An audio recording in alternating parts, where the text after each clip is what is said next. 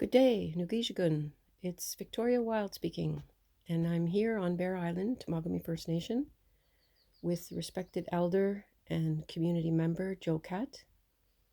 And I'd just like to say, Chimigwich, thank you, Joe, for giving you your time today and to come and share with me. And as we get started, I'd just like to make an offering of tobacco for you. Yes. Mm-hmm. I'm doing these interviews on behalf of Living Temagami, and I'm filming what I'm calling Wisdom of the Elders, Healing Through a Pandemic. I know, Joe,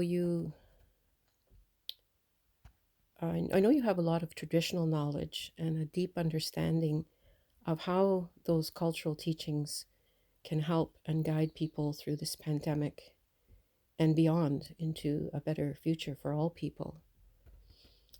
And I'm just wondering, would you share, Joe, with those who may be watching and listening, your thoughts of your own personal experience living through this COVID-19 pandemic, and particularly any words of wisdom to give to our youth who have experienced a lot of mental and emotional challenges while coping each day through this past year and a half. So, yes, again, Chimigwich, Joe, and I'm here with being honored by sitting with you and listening carefully to what you have to share and to learn from you. Miigwech. Oh, miigwech. Joe's Indigenous Mokwa Shirt and Shinabek. Jingwe and Dolem. It's a pleasure to be here.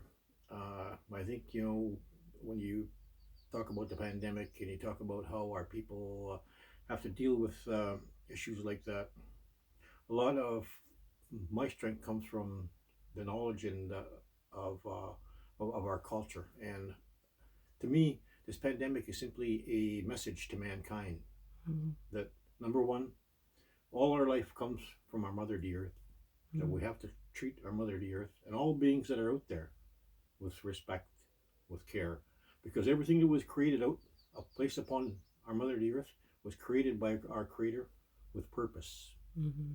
If they did not have purpose, they would not have been placed here. And everything out there is a cycle.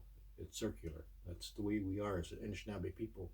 Mm-hmm. And one of the things I find is that not only here, but I've seen it at the external political levels, that the youth seem to be standing off to the side. There's a gap between the elder and the youth. Mm-hmm. If we as the elders are the traditional teachers, then we've lost a sense of our role to some degree. Mm-hmm. And even in our community, I think back when I was young. I think back on some of my very respectful elders that have gone on to the spirit world. And in a way, I feel kind of bad in a sense, but because I treated them with disrespect. I used to tease them. I used to tease old George Pashabo, and I'd, because I know he couldn't run well, and I'd take off on him. And but then later on in life, I listened to that old man as I was moving into the political realm to some degree, and he'd always tell me, "Go ahead, Joe. You know what you're doing." And to this day, I look at the elders that have gone on to the spirit world, and to me, they try to teach us one thing. Number one, we have to live in harmony with our mother, the earth that's out there. We have to take care of our mother, the earth out there, and all the other species. We can't abuse it. Like moose hunting, for instance. We only should take what we need. The same thing with the fish, because that's why Creator placed those beings here for us to be able to survive from and live with. And so that's where we're responsible to keep that balance. Yeah. And that's what I find with the young people today. I know my grandson, I am thankful of that. Like we even in the spring hunt for the moose, like he will not go over to some guys because they don't care what they're shooting. If it's a cow moose, they'll shoot it. But with him, he's looking at it as there might be a baby in there. Yes. And you're not only killing one moose, you're killing two, maybe right. three. And I respect him for that. And I'm hoping that more of our youth will think that way in the Mm-hmm. long term. Mm-hmm. You know, I'm like my granddaughter Lisa Paul. I watched her grow up when she was from 2 or 3 years old. How close she was to that earth that's out there. How close she was to all the beings that were out there. You Mm-hmm. know, and well, first time I took her fishing, she says, "Papa," she says, "let's go fishing." I said, "Well, first," I said, Papa's got to go to the store and get some worms." So I went to the store and get some worms. Went across the lake to a little dock over here to try to catch the rock bass. And as I'm ready to put the worm on the hook, she starts to cry. "No, Papa, no." And I go to her, "Lisa, Mm-hmm. we're not going to be able to fish unless you let Papa put the worm on the hook." "No, Mm-hmm. Papa, no." So I have to go into my big spiel about creation, and some must live, and all that kind of stuff. So after my little speech, I asked her again. I said, "Lisa," I said, "are you going to let Papa put the worm on the hook?" She says, "Okay, Papa." I said, "But first," I said, "Papa wants to know, why won't you let Papa put the worm on the hook?" And she said something very sweet. She says, "Because they won't see their mom and dad again." And that was Mm-hmm. 2 or 3 months before mom and dad were into a horrific accident. Dad got killed, and mom was severely injured, but she survived, and I'm thankful of that. Mm-hmm. And you know, I watched her from that point on, and that's where I'm hoping that, you know, I have faith in the youth. I have faith in the young people that Yes. once they start to understand Yes. the teachings, Yeah. they'll walk with them. Yeah. When they walk with them, Yeah. they'll find strength within Yeah. themselves. Yeah. And it's us as leaders, as elders, you know, within our communities to try to get them to understand that Yeah. point. Because I've seen it at the external political levels where, you know, Mm-hmm. the youth are still feeling Mm-hmm. distanced, and Yeah. it's not. Do you think, Joe, the experience for the youth of coming through this pandemic, that has also created a desire for more understanding of the traditional teachings? I'm hoping that that's what it's going to be, because I look at, since this pandemic started 18 months ago, I look at how our Mother the Earth is healing itself. Mm-hmm. The waters, the airs are Mm-hmm. clearing itself. The Mm-hmm. other species are coming around, and Yeah. you know, to me, you know, that's what I always look at is we're only just a part of creation. It's our Mm-hmm. job as human beings to understand what our role is. That's And I right. think as human beings, I think we've forgotten that role. Mm-hmm. And not only our people, but I think all of mankind. You know, when you look at the teaching of the four colors, you look at the teaching of the four Yes. colors of man, how each and every one of us were created by our one creator, placed upon our mother the earth, with certain expectations on how we're supposed to live within our natural laws. But Mm-hmm. over the centuries, we've distorted our natural Mm-hmm. laws. We've corrupted our traditional teachings, and then we start to play these games of killing one another Mm-hmm.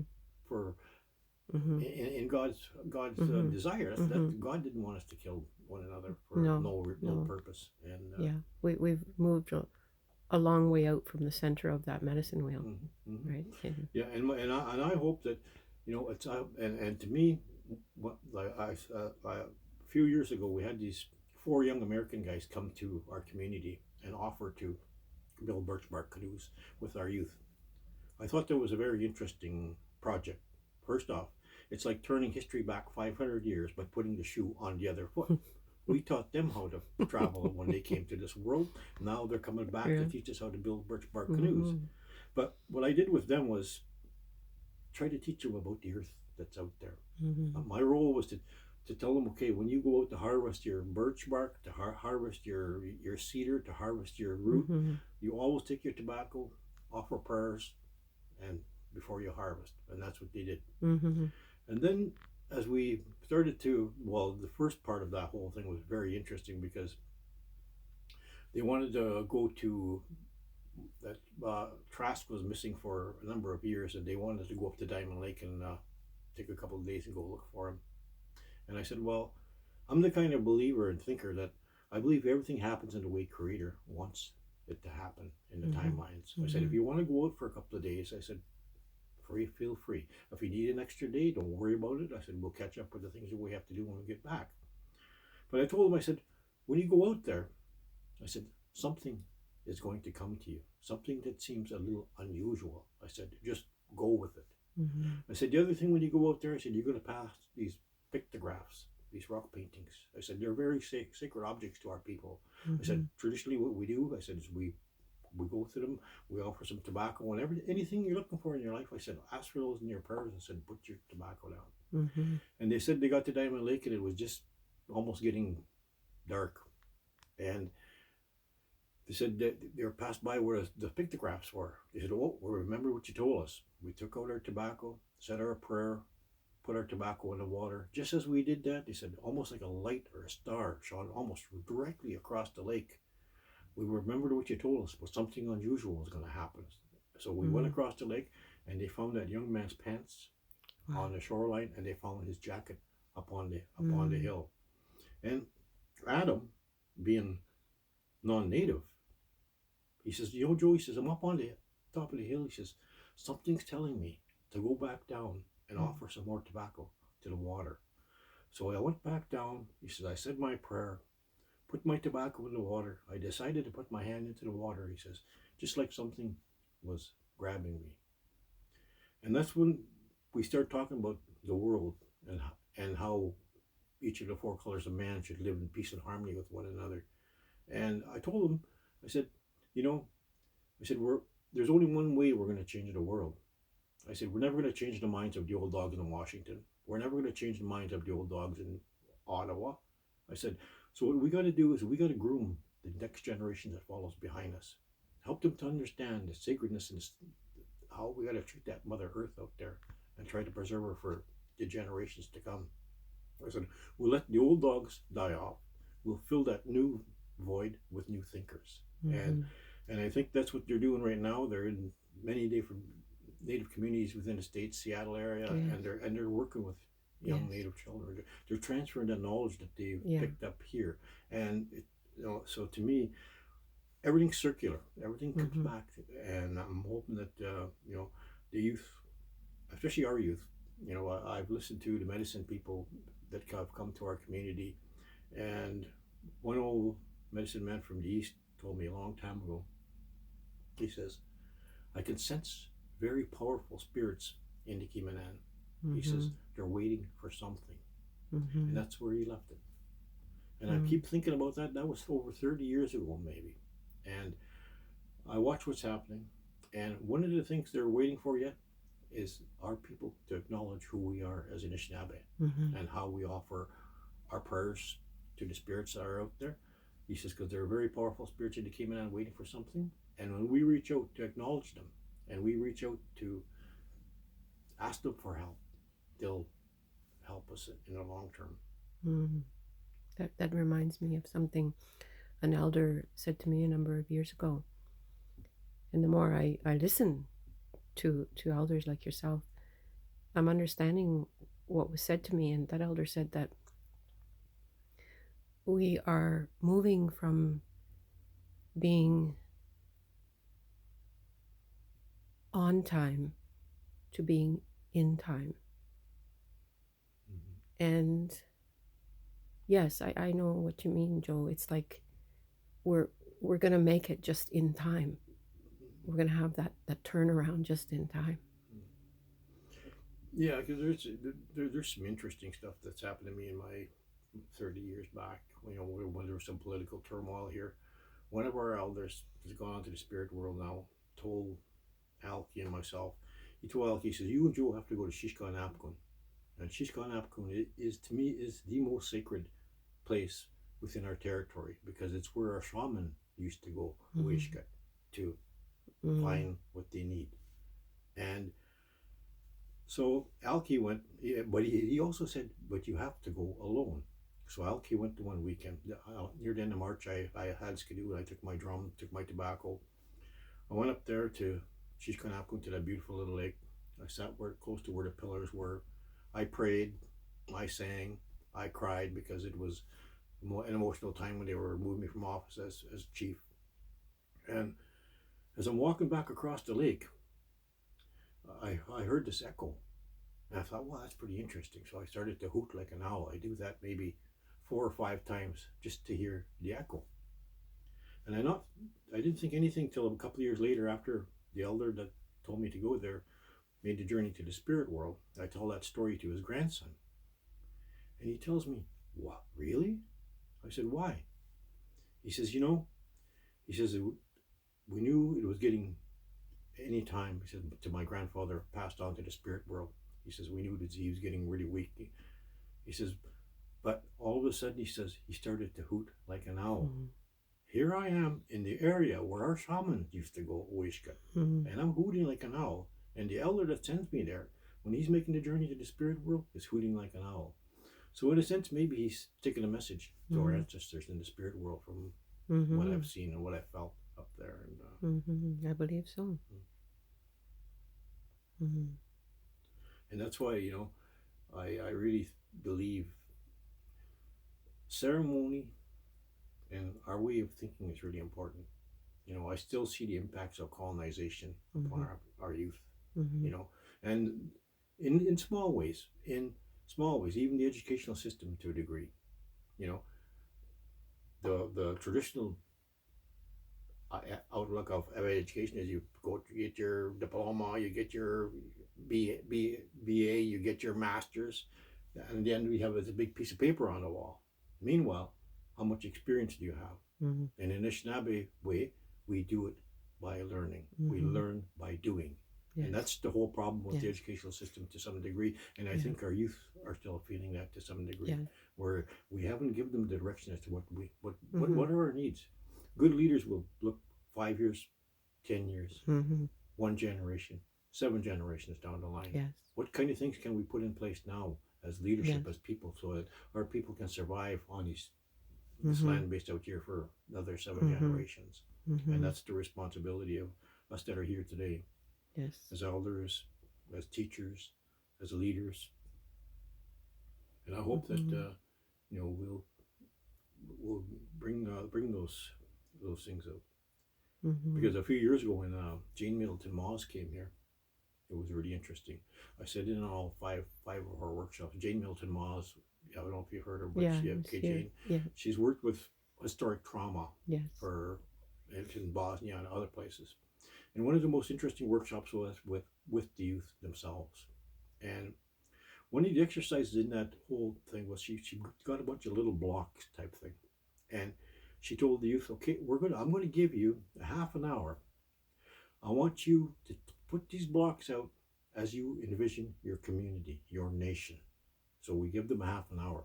And when we came back, we got around the table. They had a row of blocks in the center. Out on the side, they had one little row over here. Out on the side, they had another little row over here. So she says, now I want you to explain that to us. So the youth said, you see this in the center? This is our community. This is our nation. You see this out here? This is us. We're watching what's happening there. We don't like what's happening there. We're hoping that at some point in time that group will straighten itself out. Then we'll get involved. Now, I've seen it in our community where, due to politics, we play these crazy games, very divisive and very hurtful games. And the youth are watching that and they're experiencing it. And they don't want to get involved in that kind of stuff. So as leaders, as elders, we have to try to find a peaceful way to recognize and honor our individual words of each one of our people in the community. And so to me, I know that hit home. Like I've seen it before. I've seen it before at a meeting 30 years ago, 35 years ago in our community meeting here, where the leader at the time was talking down about the youth. Oh, look at the youth today. All they're doing is going out drinking and partying, blah, blah, blah, raising the heck and stuff like that. Not realizing that when he was young, he was the same or even worse. As a matter of fact, I got up and I said, excuse me here, I have to reply to that. I said, but, it really bothers me when I see someone who's supposedly now an upstanding citizen within our nation talking down about the youth, not realizing that when they were that age, they were probably the same. And he didn't know what to reply. He used a comeback, what I call, well, how about you? Went to Trent, you didn't graduate type of thing. So I walked out of that building with my cousin. And I told him, I said, Billy, I said, it really hurts me. I say, because I look around in that room, I see very few Anishinaabe. You might have your status, you might have a status card, but Mm. in your heart Mm-hmm. and in your mind, Yeah. you're a more like a colonized person than Mm-hmm. Anishinaabe. Yeah. Because Anishinaabe would never look No. down and call down their youth No. for for anything at all. Mm-hmm. Mm-hmm. Yes, it reflects in the way you live and Mm, the walk and mm, speak. It's a way of life. mm, Mm-hmm. Mm-hmm. In your own personal vision, Joe, like if you're, you put your vision, say even 10 years forward, those younger people who will be 10 years older, they will be adults. Uh, what do you see for the community of Bear Island and the community of Temagami as a whole? Um, what would you like to see if you could paint that canvas of how things will look? I what I would like to see is I'd like to see us, well, both communities really have a good working relationship. Mm-hmm. And number one, like we talk about the resources that are out there. Mm-hmm. Right now the logging and the mining and stuff Mm-hmm. like that. Mm-hmm. But we have no choice but to try to generate an economy somehow. That Yes. was the responsibility. 2 generations ago, guiding was a thing. Mm-hmm. Working in the summer camps was a thing. That's Yes. gone by. Now we have no choice but to try to look at how can we create jobs. If the forestry sector is a part of it, and if just taking the tree, milling it, and selling it out is not doing the job, then why don't we look at added value? Mm-hmm. Why don't we look at trying to create a wood manufacturing business? Anyone comes in with an idea of a wood product, let's manufacture it. Mm-hmm. Let's see if it's sellable, because we have someone to go out and mark the tree, someone to harvest the tree, Yeah. someone to mill it, someone to bring it to the shop, someone to manufacture with it, and someone to go out and so it creates jobs all the way down the line. Mm-hmm. And I think that's because not only our youth, I think many youth are hands on. They rather learn Mm-hmm. by doing than Yes. by than Yes. completely theoretical, and then try to put Yes. that into Yes. practice. Mm-hmm. And that's the thing with Anishinaabe children. We've always been that way. The Yeah. mother taught the little girl what Yeah. her roles and Mm-hmm. responsibilities were. The father took Mm-hmm. the youth out Mm-hmm. onto the land, show them how Mm-hmm. to set snares, Mm-hmm. how to trap beaver, Mm-hmm. and so on and so forth. And Mm-hmm. so to me, but I know that kind of lifestyle is never going to be valuable. I mean, you'll never survive Mm-hmm. at doing it. No, but you can But draw things but the from it. yeah, but the Mm-hmm. connection to the earth is going to be there. Yes. Yes. Because I've heard people talk about, well, I'm a good best trapper here. I've cleaned out that one or two beaver houses. Well, my father always told me that you get the two big beavers out of the beaver house, pull your traps, let the young ones grow. You'll always have that supply. That's what a good trapper would do, Mm-hmm. not clean the beaver house out. Mm-hmm. Mm-hmm. Yeah, there's that consumerism mentality. Mm-hmm. Consume everything. Mm-hmm. Yeah. Mm-hmm. Mm-hmm. But I see where now. I still don't think we're getting the youth to the point where they need to be, and to be, and that's identity. Mm-hmm. I still see some confusion of 20 years ago, if you asked anyone in this community what did it means to be Anishinaabe, they'll say, well, I got a status card, I got tax Mm-hmm. exempt, I get free medical. That's all. Mm-hmm. They don't understand the identity Mm-hmm. part of Mm-hmm. who you are and your connection to the Mother Earth and Mm-hmm. our Creator. And So today, what do you feel they would say?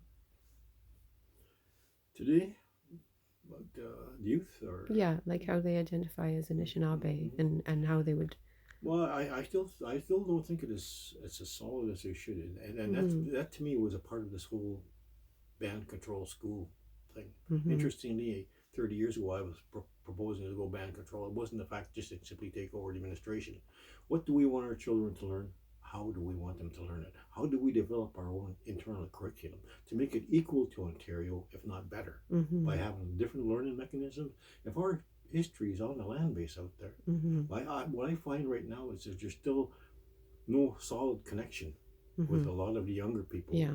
in our school to Yeah. the tribal territories that are out there. Yeah. So if you Yeah. want to work on identity, then you have to. Part of that history is Yeah. out there. So Yeah. how do we then Mm-hmm. expose them to that? Yeah. We have many ways to do it. Yeah. We just have to. Yeah, you have to take yourself to the connection Mm-hmm. to really experience it. Mm-hmm. Mm-hmm. Mm. Would you share, Joe, for those who may be watching and listening and admiring your beautiful ribbon shirt, for those who may not know the tradition of the man's ribbon shirt, would you just share what your shirt that you're wearing means to you and the symbolism behind it? This one I came across in when I was second chief of the community. I was at a meeting in Toronto, and we were on a break, and I was looking at all the different exposés within the hallways and stuff like that, and I seen this beautiful shirt, and so I Mokwa to me is very sacred. Mm-hmm. Mokwa is a healer.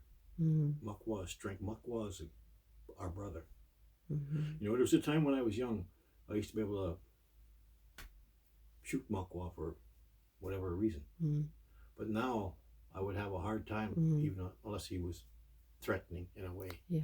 You know, and along that, I'll tell you a little story. This is really interesting. Was that 2 years ago, my son was up here, and I was taking him back to Kettle Point. And anyway, as we're going on the access road, I seen this bear. So I backed up. Oh, Josh, look, there's a bear up there. So we backed up, got out, and the bear was out maybe 80 feet up in the back like that, and he was looking in the other direction. So I call him, Mokwa, Mokwa. Head turns right around. So I go, Mokwa, Mokwa, Bijanama, Bijanama, which means come here. He got up, he trotted down about 80 feet from me, 60 feet from me. He stops and he's looking at me. So I go, Mokwa, Mokwa, Hausa, Bijan Wadi, Bijan Wadi. He came over really close to a point where I could almost reach out and want to pet him. I almost did, but I thought, well, that wasn't a good idea. So I went like this just to let him know, okay, that's far enough. So to me, this ribbon shirt, you know, it's got many other symbolisms, but the Mokwa is the most. You see, I got another one here, so another Mokwa, and when I was getting the shirt, the lady asked me. She says, "What colors would you like?" Well, turquoise has always been one of my favorite colors. Yes, mine as well. And so she says, "What color ribbon do you want?" I said, "You know, when I was in the treatment center and anywhere else, I always liked the Eastern Doorway." I said, "I like a yellow ribbon." I said, "And I'm also a red power thinker. I will stand and defend the rights of our people. I'll do it in respectful ways, but I know what my commitment is as a warrior, as a leader. You're on that red road, Joe. I know what my commitment to my people are, and that's the things I want to try to bring to the youth at some point in time. Well, right now, you know, you still when you find your life wrapped up in having to work from 9 to 5. So all the things that you want to do are kind of put in the back burner type thing. But hopefully, when the time comes in the next little while, when I have to no choice but to retire, that I'll have more time and I'll have to find ways to bring knowledge to the youth, and whether it's be in workshop or whether it be just taking a little group out and let's go hunting, let's go fishing, and explaining the difference in the way of thinking of understanding that connection to the beings that you're going to harvest, so that you don't abuse it. You know, I guess what I see right now, yet I see people go net 300, 200, 300 pickerel. Why do you need 300 pickerel? You know, if you're going to sell half, that's not following our traditional path.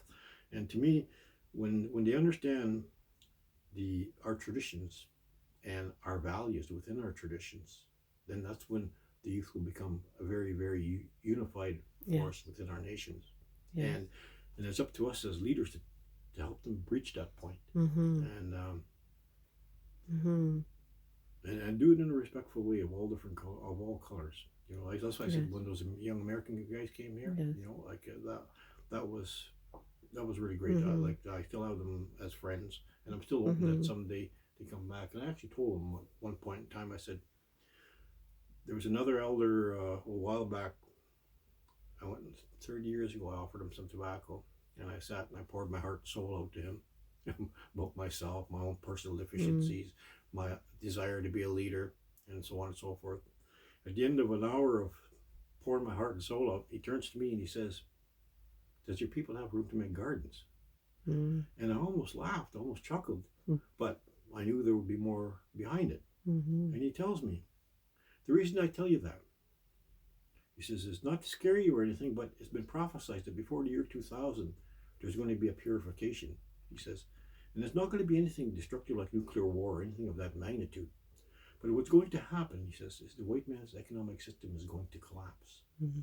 He says, "You have the wildlife out there, you have the fish out there," he said, "but you need something to go along with it. Now is the time to plant your gardens."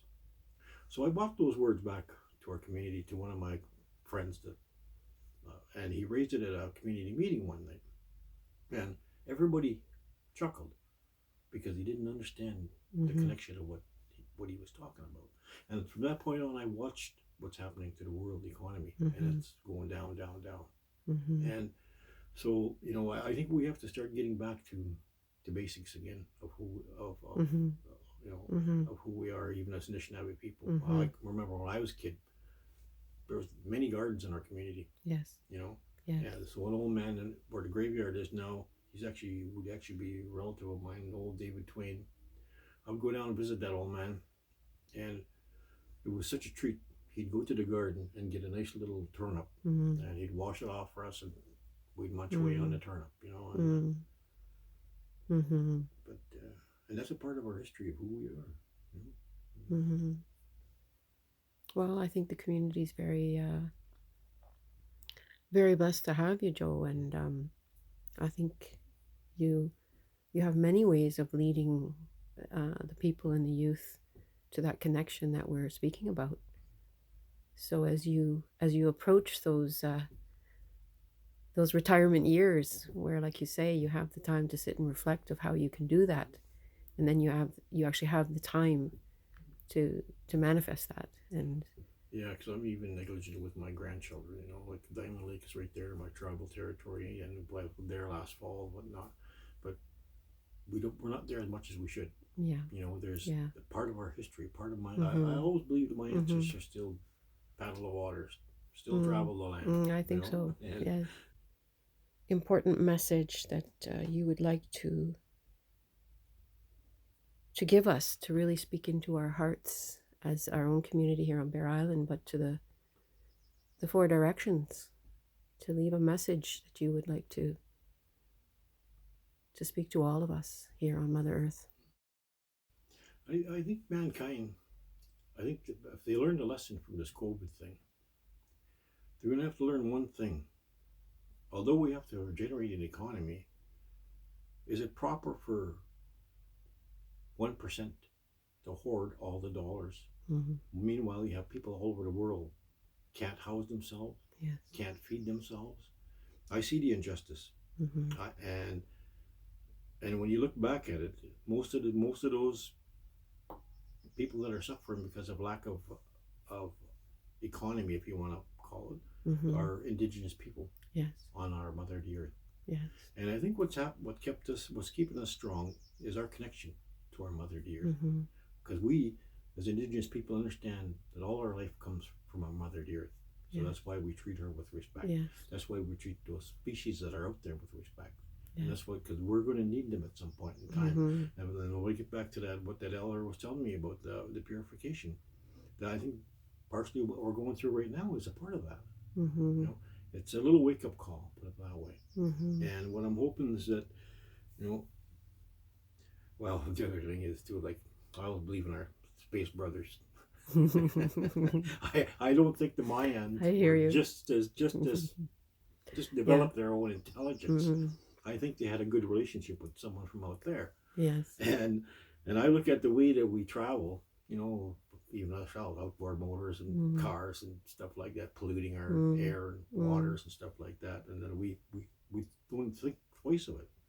I'm hoping that And my hope, I look at the little people. I look at the young kids, the Mm. little children. I watch them with their technology. I watch them Yes. with their iPhones. I watch them with their iPads.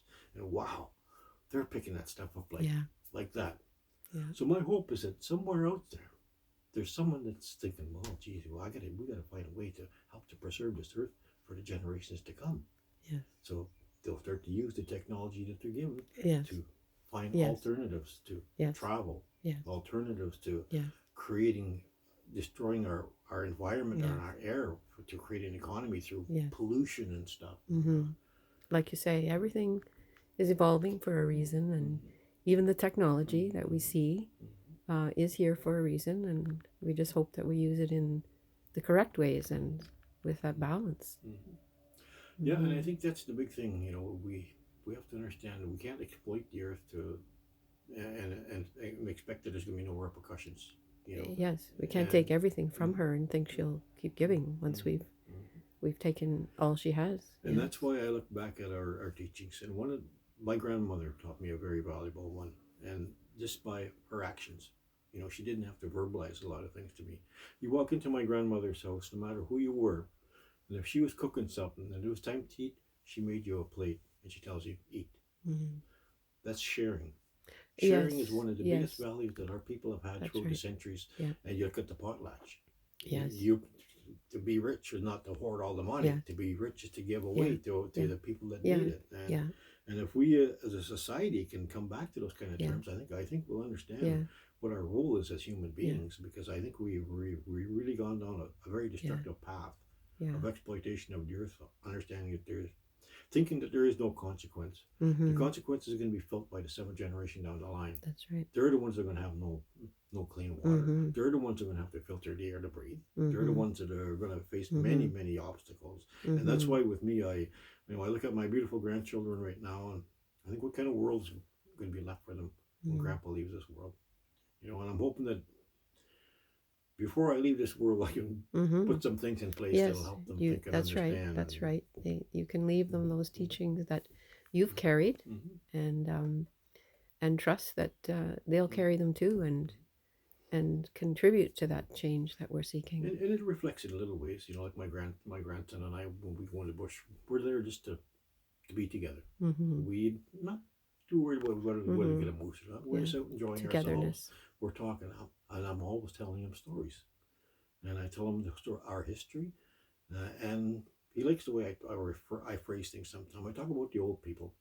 I talk about how the old people used to look at something. Everything has spirit, and that's what I believe. The trees have spirit.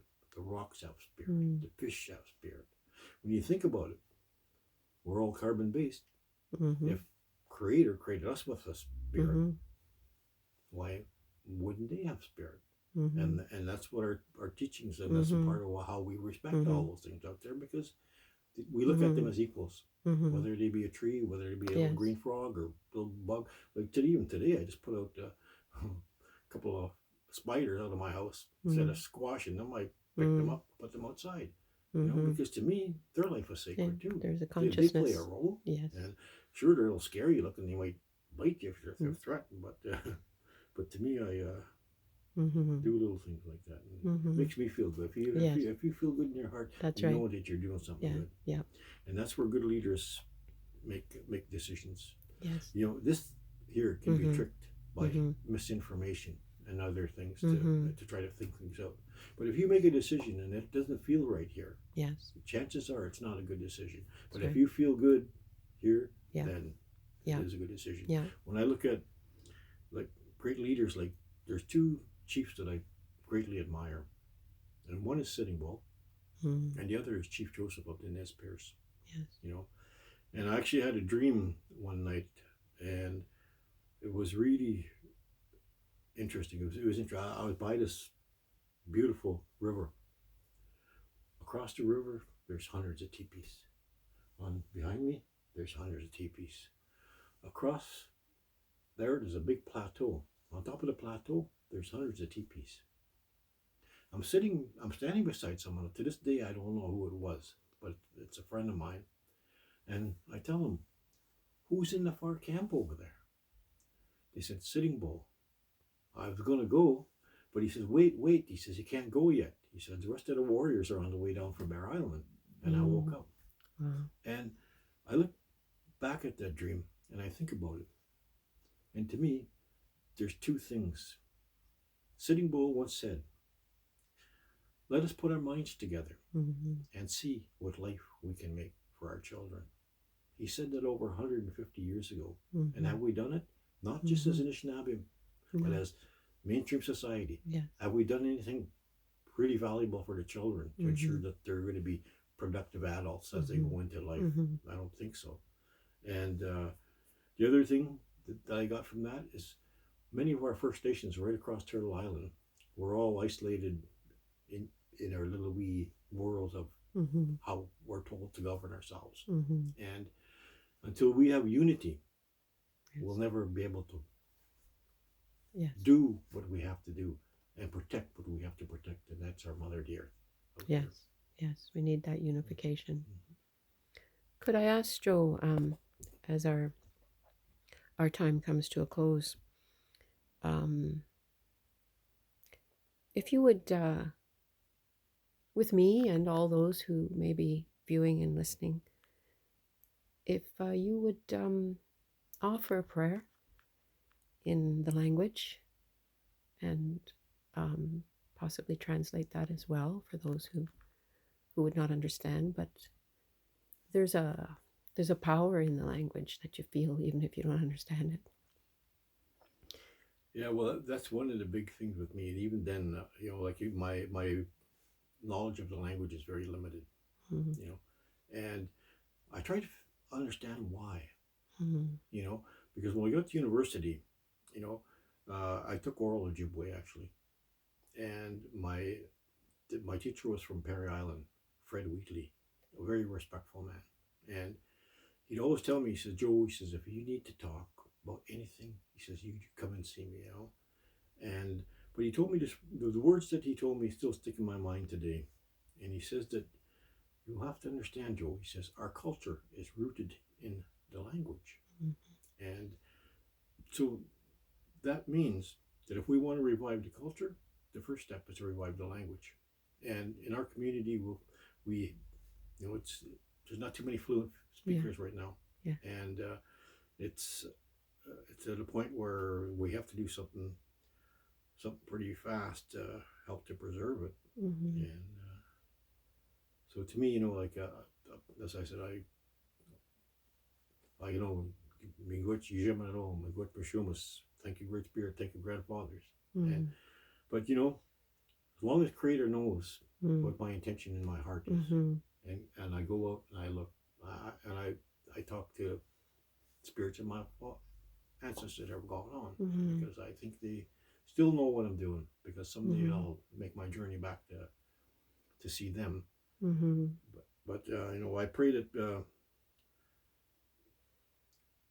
mankind will take a good look at this COVID thing, this understanding of who we are. We're brothers and sisters on this world, our Mother the Earth, and we all have to look at each other in that manner. I still look at a lot of the destructive things that are happening, and it's all happening because misguided intentions, put it that way. You look at your sacred teachings within your acknowledgement of Creator, and you corrupt those teachings. You look at the Crusades, the Christian Crusades. Like I don't think even Jesus Christ wanted man to go out and kill each other because you didn't respect Creator in their way. And you look at residential schools. They try to take our children and turn them into something else. We are Anishinaabe. We are rooted in our Mother the Earth. We came from the earth. We will return to the earth. I heard Hugh say something once, and I may not say it correctly, but I say it to myself because it really went right into my spirit when he said it. And he said that as a boy, he remembered hearing the women, the grandmothers and mothers, saying this very softly under their breath throughout the day, like as if talking to themselves. But he would hear it. And when he said it, and then I asked him, what did it mean? When he translated it, it just was so healing and so beautiful.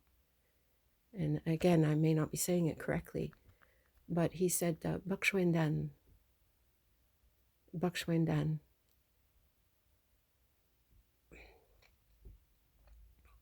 In a sacred way, may we be.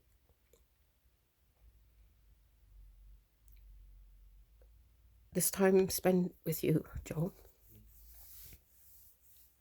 was sacred. And I want to say, Chimigwich, thank you on behalf of myself and our community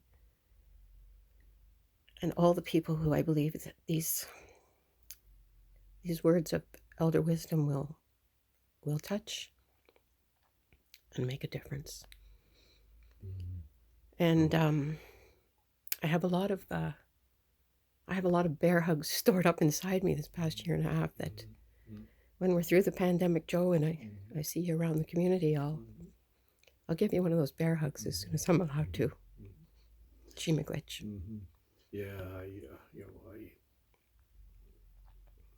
One of the other things I plan on doing when I retire is put a lot of my thinking into little stories for children. Yes. Relating with animals. Yes, we need that. And I'll have to show you. It's another one of the Jane Middleton's things. One day she a little exercise. I wrote down by that tree actually because she says, "I want to give you 20 minutes." She says, "I want you to go find a place. I want you to write a story relating it to your life and starting out with once upon a time." So I actually went down to the White Pine down there. And when I was young, like I talk about identity, I was darkish and stuff like that. As a lot of my friends got a nice were tan. a little lighter. And I felt really, really out of place by that. Eh? And that's how my story is about Charlie Fox. Charlie Fox looks in the mirror and he sees himself a different color tinged than the other foxes, so he developed this complex type thing. But it just flowed. Yeah. Like it just flowed. It just came to me. I had a whole 2-pager in a matter of 20 minutes. And then part of the exercise was to read it out in their little small group first, and then read it out to the whole group, eh? And even in my group, they said, "Holy jeez, Joe, where the heck did you get that from?" But it just like, but and even in the end, Charlie Fox talks about after he comes to an understanding of who he is, why he was created a fox, and why his tint may be a little different than other, but in his heart he's still the same, and that he wants to ensure that his children and his grandchildren are well aware of that. Eh? I'll have to find that story for you, but it's pretty nice. And that's why I hope to do some in my spare time. I do some writing and. I believe you will, Joe, and I see who you are, and I'm honored to know you. And miigwech.